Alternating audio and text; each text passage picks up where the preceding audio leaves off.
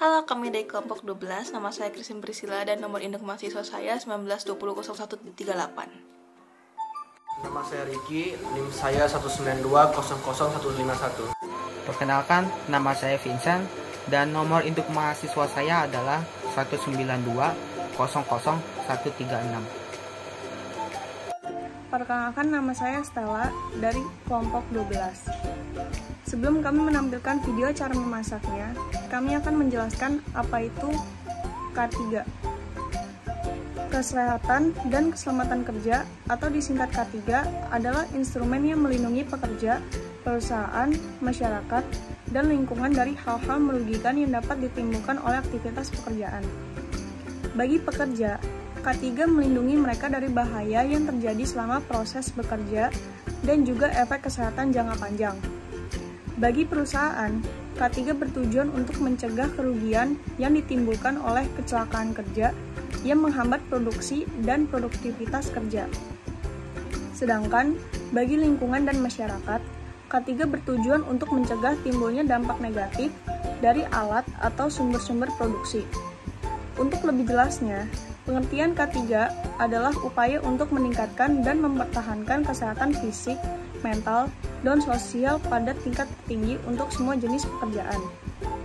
Kemudian, mencegah masalah kesehatan akibat pekerjaan dan melindungi pekerja dari risiko kerja. K3 berperan untuk menjamin setiap tenaga kerja mendapat perlindungan kesehatan dan keselamatan selama bekerja, menjamin setiap sumber produksi layak dan aman digunakan, sehingga mengurangi resiko kerugian yang diakibatkan oleh kecelakaan kerja. Berikutnya adalah fungsi K3. Konsep K3 dirancang untuk memberikan jaminan agar aktivitas kerja di perusahaan bisa berjalan dengan lancar. Dalam pelaksanaannya, K3 memiliki fungsi baik bagi perusahaan maupun karyawan, yaitu yang pertama, sebagai pedoman dalam mengidentifikasi serta menilai risiko dan bahaya terhadap keselamatan dan kesehatan di lingkungan kerja. Yang kedua, sebagai referensi dalam memberikan saran tentang perencanaan, proses pengorganisasian, desain tempat kerja, dan implementasi pekerjaan. Yang ketiga, sebagai pedoman dalam memantau keselamatan dan kesehatan para pekerja di lingkungan kerja. Yang keempat, sebagai dasar dalam memberikan saran tentang informasi, pendidikan, dan pelatihan keselamatan dan kesehatan kerja, serta alat pelindung kerja. Yang kelima, sebagai pedoman dalam menciptakan desain, metode, prosedur, dan program pengendalian bahaya. Yang keenam, sebagai referensi dalam mengukur efektivitas, langkah-langkah, dan program pengendalian bahaya. Dan yang terakhir, sebagai alat dalam mengelola pertolongan pertama pada kecelakaan dan tindak darurat lainnya. Berikutnya adalah tujuan K3. Secara umum, adanya kewajiban menyelenggarakan K3 di dalam sebuah perusahaan bertujuan untuk mencegah terjadinya kecelakaan dan penyakit akibat aktivitas di tempat kerja, serta melindungi semua sumber produksi agar dapat digunakan secara efektif. Di samping itu, pelaksanaan K3 juga memiliki beberapa tujuan khusus seperti poin-poin berikut ini. Yang pertama, mencegah dan mengurangi kecelakaan kerja. Lalu yang kedua, mencegah timbulnya beragam penyakit akibat kerja, baik itu dalam bentuk fisik, psikis, infeksi, keracunan, atau penularan.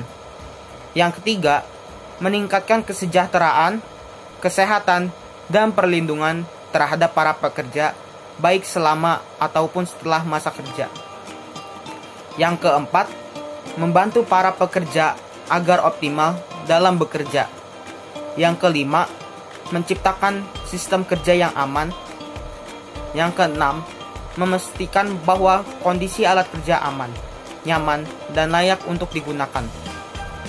Yang ketujuh, mencegah kerugian akibat terjadinya kecelakaan kerja. Yang kedelapan, melakukan pengendalian terhadap resiko-resiko yang ada di lingkungan kerja. Dan yang terakhir, memelihara kebersihan, kesehatan, dan ketertiban lingkungan kerja dan lingkungan di sekitarnya. paham, yaitu apron ditaruh di depan dan kedua tali diikat ke belakang dengan ikat kita. Hari ini kelompok kami akan membahas makanan tentang potato rosti. Bahan-bahannya sangat mudah dijumpai, yaitu kentang, keju, telur, dan minyak goreng. Pertama-tama yang kita lakukan adalah memotong kentang tipis-tipis.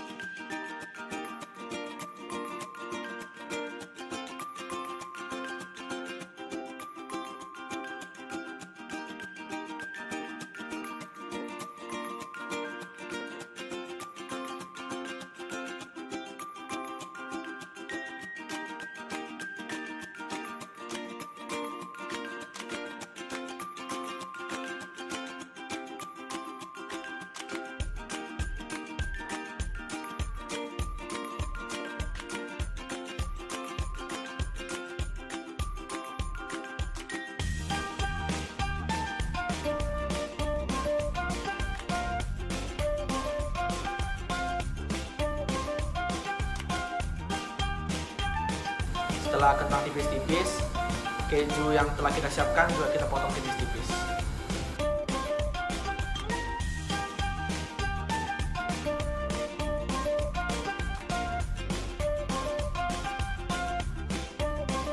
Masukkan kentang dan keju yang tadi sudah dipotong kecil-kecil ke wadah yang lebih besar. Hal ini bertujuan agar bahan tersebut tidak tumpah. Selanjutnya, haluskan menggunakan sendok besar atau bisa diganti dengan food chopper.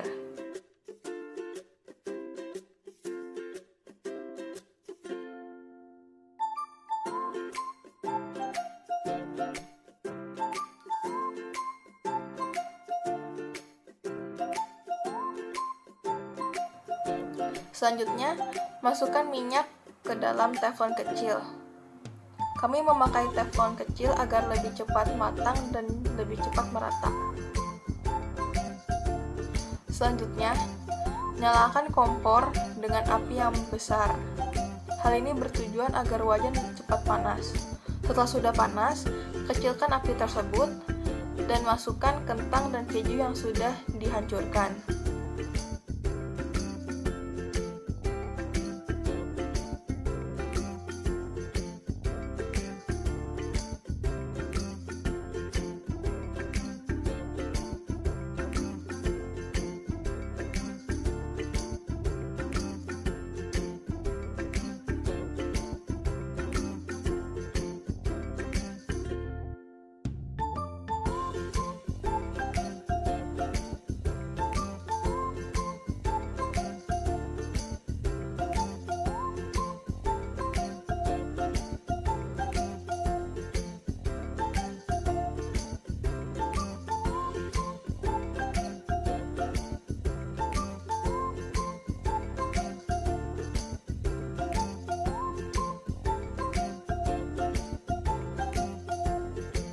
Selanjutnya, pecahkan telur ke dalam teflon.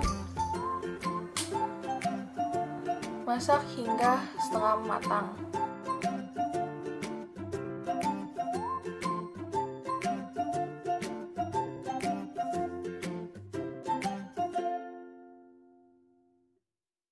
Jika sudah, taruh di atas kentang tersebut.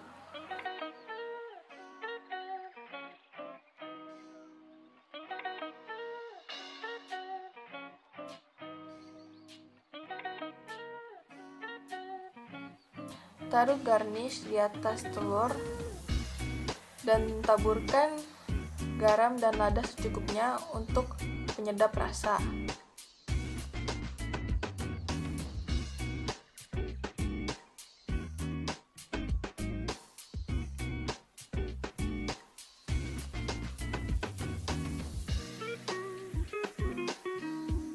Potato rosti pun siap dihidangkan.